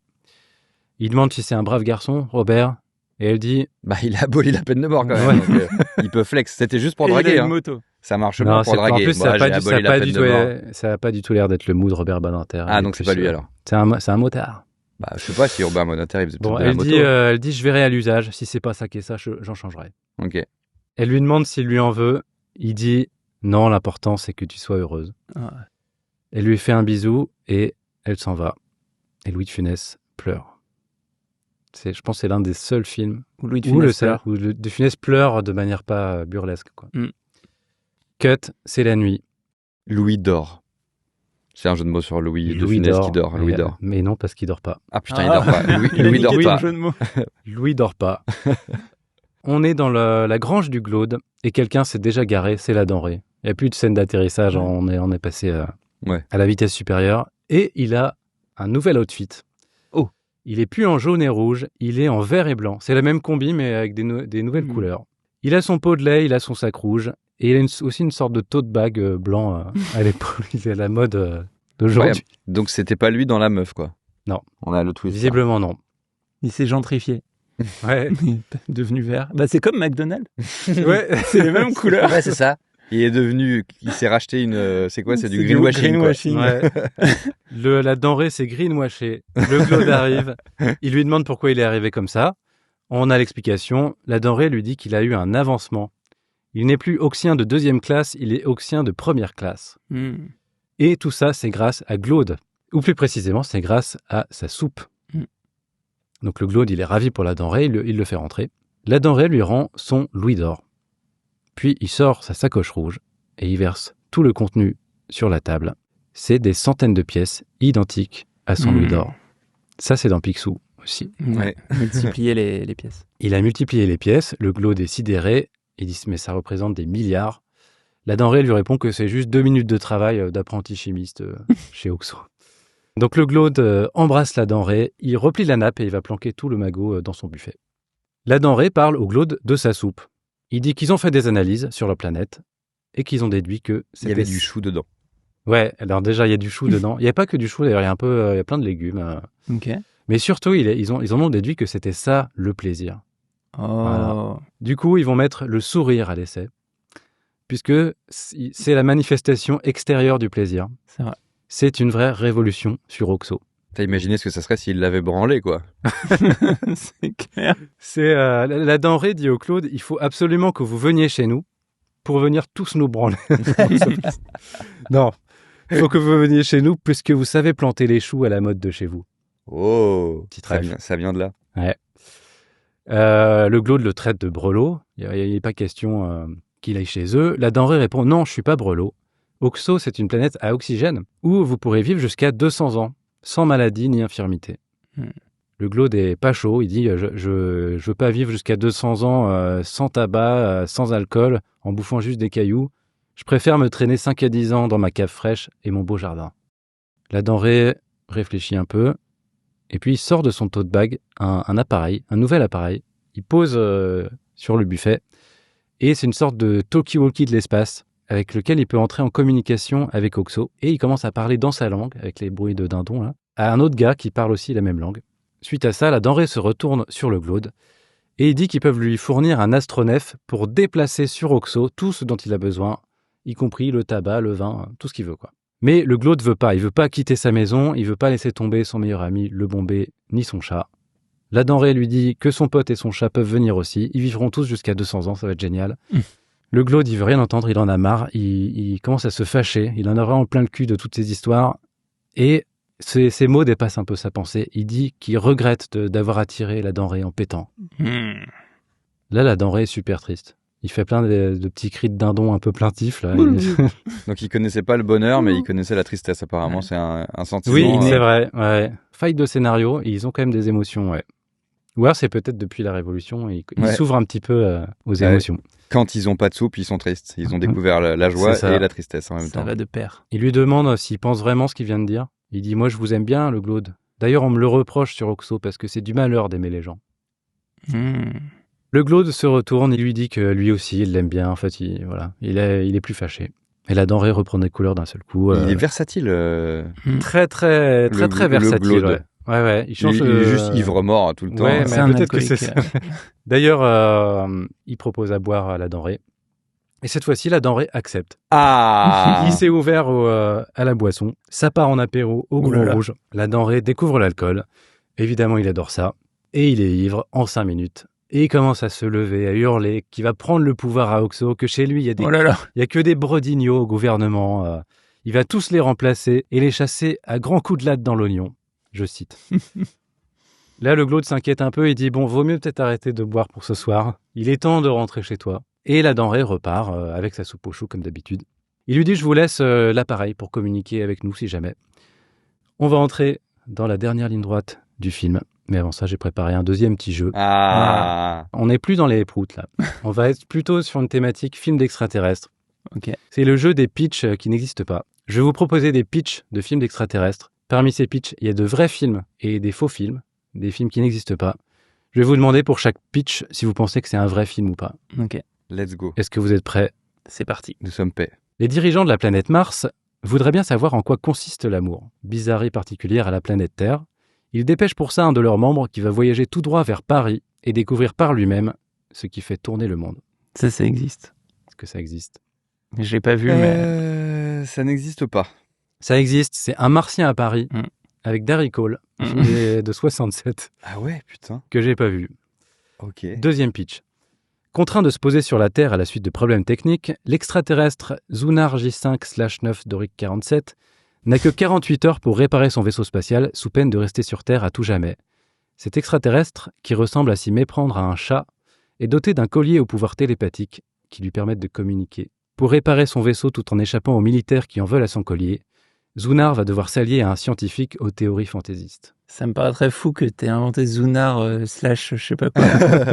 Au début, je croyais que c'était l'extraterrestre des inconnus. Un chat qui vient de l'espace. Et quand tu as dit il ressemble à s'y méprendre à Bernard Campan, quand tu n'as pas dit ça, je me suis dit, je suis foutu. Il n'y aura pas ce film qui existe. Je suis foutu, c'est pas l'extraterrestre. Moi, je dis que ça existe. Moi, je dis que ça n'existe pas. Je suis moins sûr quand il n'y a pas d'épée.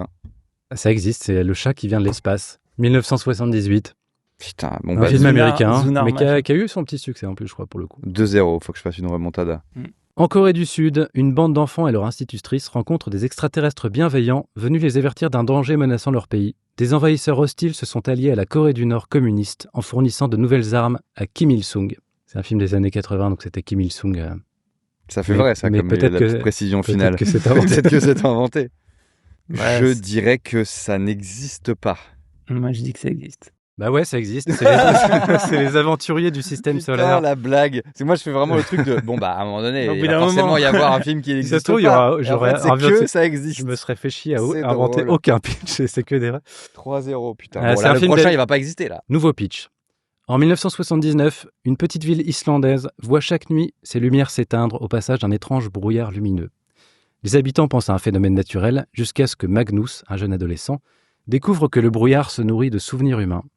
Il va tout faire pour sauver la mémoire de sa grand-mère avant qu'elle ne soit entièrement effacée. T'aurais jamais pu inventer Magnus. Toutefois, ce film n'existe pas. S'il existe, je pense. J'ai inventé Magnus. C'est la remontada. Bravo.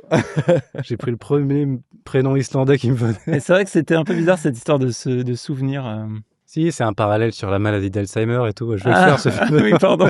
Donc 3-1, c'est la remontada. Vas-y. Pitch suivant. À la fin des années 80, des extraterrestres se sont implantés sur Terre.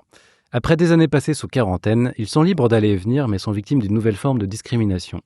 Dans ce contexte, Sam, le premier officier de police extraterrestre, doit faire équipe avec un vétéran de la LAPD. Ils devront surmonter leurs différences pour mettre à mal les complots des dirigeants extraterrestres. Ça existe. Ça n'existe pas. Ça existe. Oh merde. C'est Futur immédiat Los Angeles 91, un film de 88. Avec James Caan, quand même, et Terence Stamp. 3-2. 3-2. Je vais te faire la même. J'ai perdu le mojo, là. On enchaîne avec l'histoire de Xena, une jeune femme extraterrestre, qui emprunte le vaisseau spatial de son père pour faire une balade dans l'espace avec 2 amis.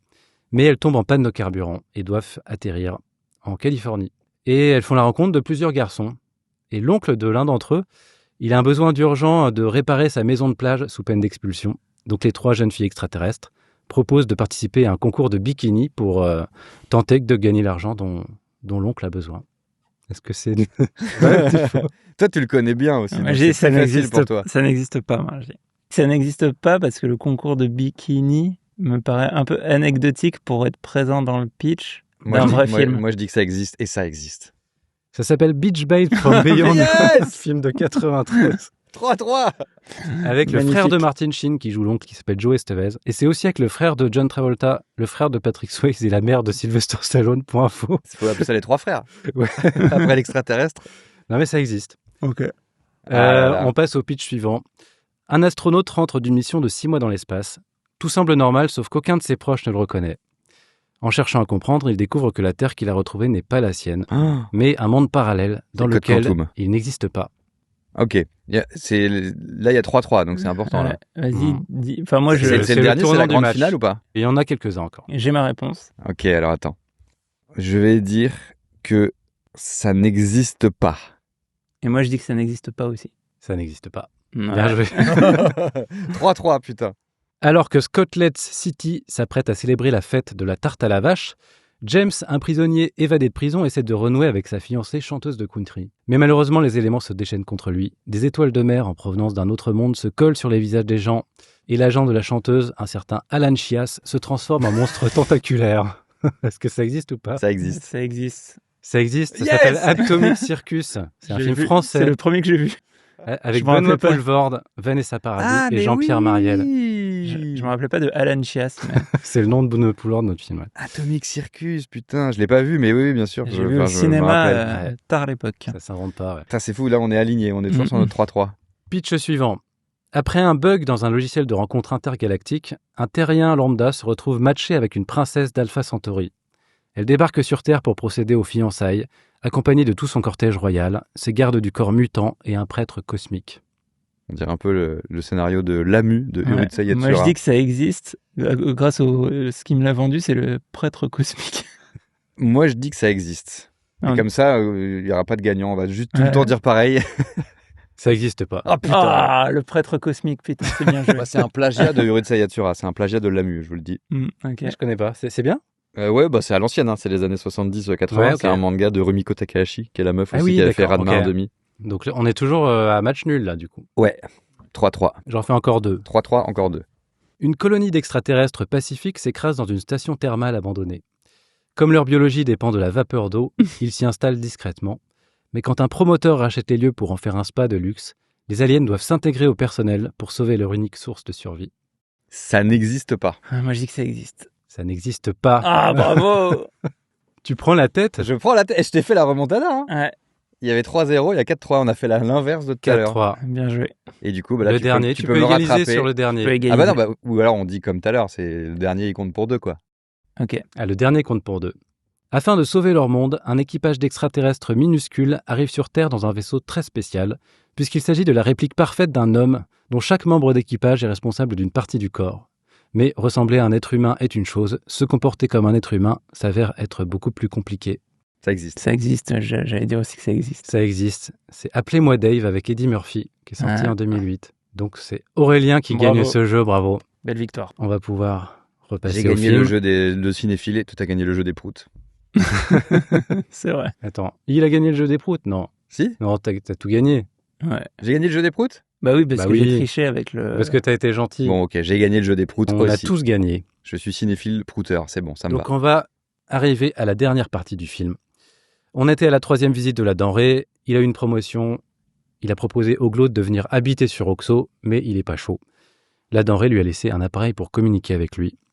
On est le lendemain matin, dans le bistrot du village, et il y a un mec qui débarque qu'on n'a pas encore vu, mais que les gens appellent Monsieur le maire. D'accord. Et il a l'air fou de joie, le maire. Il a une nouvelle à annoncer à tout le monde. Il dit que la préfecture a annoncé des travaux pour les gourdiflots. Il paie un coup à tout le monde pour fêter la nouvelle. Il dit « On va enfin la voir, notre ville nouvelle ». Voilà. Au même moment, le Glaude et la denrée sortent de la boulangerie, avec une belle miche chacun. On les voit rentrer chez eux et passer par le chantier qui a commencé au gourdiflot. Ça s'appelle les gourdiflettes. Il y a un panneau qui annonce le nid des gourdiflettes, 80 maisons individuelles de 3 à 5 pièces. Ok. Et ça va vraiment super vite parce qu'il y a déjà des maisons quasiment terminées, il n'y a plus que le crépi à faire. Donc on les voit passer là, au milieu de ce chantier, et on voit De Funès mettre des coups de miche au tracteur et tout. Enfin vraiment, ils sont pas contents. Pardon, mais le crépi, le crépi, c'est horrible. Pourquoi ça a été inventé? C'est moche, ça me fait mal. Ça dépend, le crépi extérieur quand t'as dit, ou intérieur. Il n'y a plus que le crépi à mettre, je me suis dit, sinon, le mettez pas, c'est mieux, quoi. Ouais, c'est vrai. C'est quoi cette connerie de crépi le parpaing nu. Mais ils aiment pas non plus, qu'ils donnent des coups de miche sur le crépi, là. Il n'y a pas encore de crépi. Ah oui, non, oui. Ils pensent qu'il y aura du crépi. Ça se trouve, il n'y aura jamais de crépi. Ouais. Ok. Bon, en tout cas, ils sont mécontents. Pour le village de Persiflore. Persiflette. Le persiflette. Non, d'ailleurs, ils rentrent chez eux, ils se barricadent dans la cuisine et ils se servent un coup de perniflard. À ne pas confondre avec les gourdiflots. Ah oui, merde, je mélange tout là. Au même moment, il y a un camion qui arrive dans leur jardin et qui commence à klaxonner. Ils regardent par la fenêtre. C'est le camion du maire qui vient les voir. Le maire vient leur annoncer une bonne nouvelle. Il leur dit « Ce qu'il faut à la commune, c'est une expansion économique ». Il dit plusieurs fois ce mot-là. C'est ce qui manque à tous les villages français parce que ça génère des emplois. Il dit que suite au lotissement des gourdiflettes qu'on vient de voir, ils ont un nouveau projet de parc d'attractions qui va être situé exactement à l'emplacement de leur maison. Oh. Il dit il y aura des restaurants, des buvettes, des balançoires, tout ce qu'il faut pour rigoler. Il dit regardez là, il va y avoir un parking avec 4000 voitures. À la place du terrain du Glaude, il va y avoir des chaises longues et de la musique intelligente, il dit. Et à la place du terrain du Bombay, il va y avoir le rocher aux singes du parc d'attractions. Okay. Là, le Bombay prend sa carabine et il commence à braquer le maire. Le maire dit qu'il en était sûr, qu'il leur avait dit au conseil municipal qu'ils allaient mal le prendre, mais qu'il va faire en sorte qu'il soit exproprié. Et il part en les insultant. Donc c'est la merde, clairement. Ouais, c'est chaud là. C'est chaud. On a une grosse ellipse. On se retrouve quelques semaines, mois plus tard, dans un parc d'attractions. Avec plein de gens, de la musique à fond. On n'aurait jamais pu pré-shot ce scénar, quoi. C'est fou, quoi. C'est un tournant. On suit un mec qui cherche quelqu'un dans le parc d'attractions. et qui retrouve sa famille devant une grande grille où sont agglutinés plein de gens. Et derrière la grille, il y a le Glaude et le Bombay assis sur un banc devant leur maison. Qui n'ont pas lâché, qui sont au milieu de leur maison est dans un enclos. C'est et génial. Ils sont en train de manger des cacahuètes que les gens leur balancent. Mais c'est génial. C'est une scène un peu surréaliste, mais horrible à la fois. Ouais. Oui. Et parmi ces gens, il y a le maire derrière la grille qui leur dit qu'il a hâte qu'ils crèvent pour qu'il puisse continuer son expansion économique. Il est vraiment ça. Mais l'idée d'imaginer que genre à Disney, il y a un pavillon avec deux pavillons, locaux, deux vieux, le pavillon des Gourdiflots. Ouais. C'est génial. Et derrière la grille, il y a un gamin avec un pistolet à ventouse qui tire et sa fléchette tombe en plein dans le front du Bombay. C'en est trop. Il rentre à l'intérieur, il se serve un coup de rouge. Le Bombay est au bord de la crise de nerfs, il n'en peut plus. Et là, le Glaude a une proposition à faire au Bombay. On va péter comme jamais. Il lui demande si ça lui dirait de vivre jusqu'à 200 ans. On déménage sur Mars. Le Bombay, il dit pas ici en tout cas. Le Glaude lui dit que justement, c'est pas ici. Le Glaude commence à parler dans l'appareil qui est posé sur le buffet. Il demande à la denrée s'il est là. Il est là. Et le Glaude lui dit qu'ils sont prêts. Mais il peut pas venir se garer parce qu'il y a un parc d'attraction. Ouais, c'est vrai qu'il y a un souci de... Non, il y a 4000 places sur le parking. Ah oui, ça va. Là, la denrée parle au Bombay, qui flippe un peu au début, mais voilà, c'était bien réel, toute cette histoire de soucoupe. Et il lui dit pas, pourquoi tu m'as jamais dit tout ce temps Non, il est dans un état de sidération. La denrée leur dit qu'il viendra ce soir à minuit pour leur départ. Et il demande s'il y aura de la soupe. Le Bombay dit ouais, on va en faire. Il demande s'il y aura un ch'ti canon à boire. Il dit qu'il y en aura même 2. La denrée leur dit à tout à l'heure. Le Bombay a compris ce qui se passe, donc ils commencent tous les deux à danser de joie, ils vont partir. Et le Glaude lui dit qu'avant de partir, il a juste un truc à faire. Space Mountain. Ouais. Non, il faut qu'il aille à la poste. Il va envoyer une carte à la Francine. Exactement. On le voit débarquer à la poste. Et il va envoyer un colis recommandé, plus exactement. On a un cut sur Francine à Paris. Elle bosse comme serveuse dans un restaurant.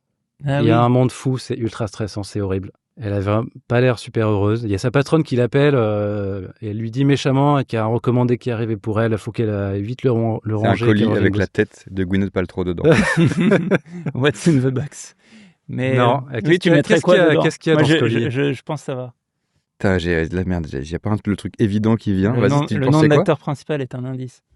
Il y a le louis d'or. Il y a tout le butin qu'il a mis dans le buffet. Ouais. Exactement. Il y a les centaines de pièces d'or venues d'Oxo dans le colis. Elle est encore avec Robert Badinter, elle On espère pas. On sait pas. Mais en tout cas, elle en chie dans la vie. Ouais. Donc c'est bien que ce soit pas la tête de Gwyneth, mais plutôt un butin. C'est clair, ouais. C'est un meilleur. Mettre du beurre dans la soupe. Meilleur cadeau. Il y a une petite lettre avec que je vous lis. Ma chère Francine, je pars en voyage, que ce serait trop long à t'expliquer. Voici 3-4 sous que je t'envoie. Où je vais, on n'en a pas besoin, ce qui n'est pas ton cas. Mets-y à la caisse d'épargne où ils te feront des petits. Montre-les pas à ton motocycliste. C'est pas parce que tu me connais que tu connais les hommes. Faut t'en méfier comme de tous les hommes. C'est tous des menteurs, voleurs et compagnie. Là, Francine dit à voix haute « Not all men ». Et ça se termine par « Je t'embrasse bien » et t'y répètes encore d'être heureuse, ton vieux Glaude. Francine se met à pleurer. Et une musique démarre. Une grosse basse au synthé. Le début du thème de la soupe aux choux. On va tout droit vers la scène finale du film. On est dans le champ du Glaude et la soucoupe volante de la denrée se pose. Le Glaude et le Bombay l'attendent. Ils sont prêts. Ils ont leur chat, leur accordéon, des sacs de voyage, des miches de pain aussi. Ils sont tout prévus. Le Glaude présente le Bombay à la denrée. Il monte dans la soucoupe. La soucoupe décolle et s'envole dans le ciel. Et depuis la soucoupe, la denrée montre du doigt au Glaude un autre vaisseau spatial un peu plus bas. Un vaisseau gigantesque, genre un peu Independence Day, qui survole tout le village et qui s'arrête au-dessus du terrain du Glaude et du Bombay. Et là, il y a 2 énormes armatures, vraiment géantes, qui sortent du bas du vaisseau. Ils leur prennent leur maison qui se plantent dans le terrain et qui emmènent les 2 maisons du Glaude et du Bombay. Mais en effets spéciaux et tout. Ouais. C'est bien fait. C'est une petite maquette pas ouf, mais voilà, on a compris l'idée. Donc, leur maison est emportée par cet énorme vaisseau. Et on a un dernier plan de l'intérieur du vaisseau de la denrée avec le Glaude et le Bombay. Et ils sont en train de danser sur une musique de bal-musette avec chacun une énorme bouteille de rouge à la main, y compris la denrée, donc ici est vraiment mis. On a un travelling arrière sur le vaisseau qui est en train de traverser l'hyperespace pendant que les 3 gars boivent leur pinard. Le vaisseau s'éloigne lentement, toujours sur la musique à l'accordéon. Le vaisseau disparaît dans l'immensité stellaire. Puis on entend à nouveau le thème principal du film, le générique qui débute. C'est la fin de la soupe aux choux. C'est fou, hein. Voilà. Ah, c'est marrant. C'était ça. Magnifique. Le scénar est surprenant, quoi. Tu t'attendrais pas à ça? Ah bah pas du tout, quoi. Je savais juste, voilà, extraterrestre paix. Ouais. David, tu te souvenais je de me rappelais tout? Pas du tout de la deuxième partie. Du coup, je pense que j'ai jamais vu la deuxième partie, en fait. C'est fou. Bah petit, on voit souvent le début des films en boucle. Oui, c'est quand même un film très mélancolique, quoi. La fin, en fait, c'est quand même des mecs qui vont aller mourir. Enfin, c'est quand même une mort.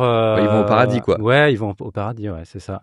Et ils laissent le progrès continuer l'héritage, sans eux. L'héritage à... C'est ça, les jeunes qui font leur vie à Paris. Un peu comme si sa fille, quoi. Du coup, c'est un peu bizarre, mais à sa meuf qui est jeune. C'est ça. C'est vrai qu'il y a des trucs très carrés dans les thématiques et tout, mais en même temps, c'est un peu le bordel, quoi. Oui, et c'est aussi sa meuf qui est vivante, mais on se demande comment elle a des papiers pour travailler, hein, parce que je rappelle qu'elle est censée être morte, mais qui est jeune et il lui file les louis d'or des extraterrestres qu'ils ont multipliés et tout. Donc cet argent, c'est du faux argent. C'est moi vous le dire. Alors d'ailleurs, dans l'épisode de Picsou Magazine où il y a ça, Picsou, il veut reproduire des billets et en fait, il fait pas reproduire des pièces mais des billets, il a droit qu'à une fois et en fait, chaque billet a un numéro de série. Ah, c'est tout le temps. Donc il se fait niquer comme ça. Mais là, c'est des pièces donc elle peut les utiliser. Ouais. Non mais c'était fou le scénar. Ça t'a donné envie de découvrir des en fait, ce qui est marrant avec bah, même celui-là. Ce qui est marrant avec votre format, c'est que là, on est totalement spoilé.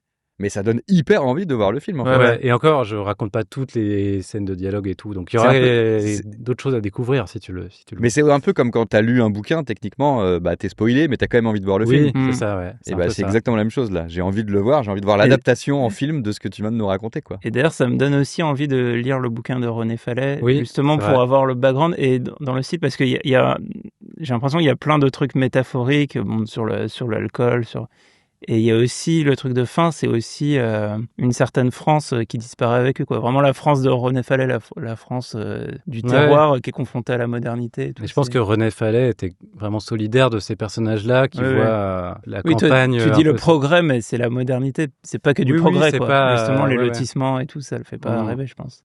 Ça m'aurait parlé petit en plus, parce que moi, j'ai petit appartement, un peu à la campagne, après appartement, mais genre à 8 ans, on a emménagé dans un nouveau lotissement.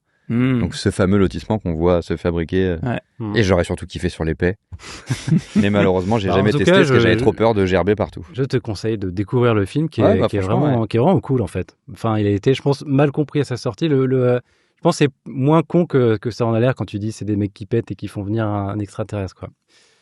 Bref, c'est la fin de cet épisode de podcast. Merci à toi d'avoir accepté notre invitation. Avec plaisir, merci beaucoup pour l'invitation. Avant de partir, j'ai une petite annonce à faire pour nos auditeurs. Exceptionnellement, le prochain épisode du podcast sera diffusé dans 1 semaine et pas 2 comme d'habitude. Après quoi, on fera une petite pause pendant les fêtes de fin d'année. C'est donc un épisode anticipé et ce sera un épisode un peu spécial puisqu'on va raconter à notre invité un film de Noël. Un film de Noël avec Bruce Willis. Bruce Willis, c'est des Allemands. En attendant, merci à tous d'avoir écouté cet épisode de Calmos le podcast. Merci à Axel à la technique. Merci à tous nos tipeurs qui nous soutiennent sur tipeee.com/Calmos. Merci aussi à tous ceux qui commentent, qui likent ou qui mettent des étoiles. N'hésitez pas à nous suivre sur Instagram, sur TikTok et sur Letterboxd. On revient donc la semaine prochaine pour vous raconter un film de Noël. Et on vous dit à très bientôt.